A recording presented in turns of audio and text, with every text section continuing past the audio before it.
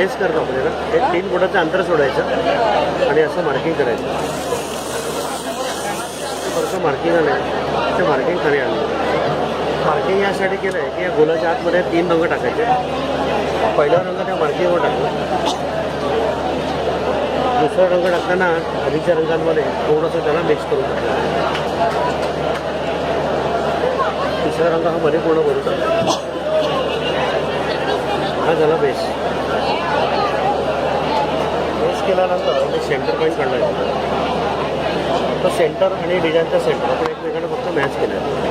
आता जाळीवरती पांढरा, पिवळा आणि पोपटी हे रंग फिक्स आहेत. डिझाईन कोणताही असलं तरी लाईट कलर असल्यामुळे हे बेसला वापरायचे नाही.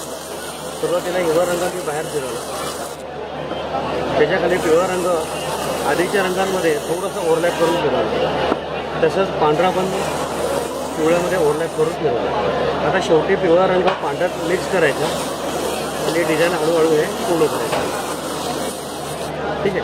आता जे रंग आपण खाली टाकले होते ना त्या रंगांवरती सगळं डिझाईन हे तयार. ही पूर्ण प्रोसेस यात दिलेली आहे. रंग कोणते खाली टाकायचे आहेत, कोणते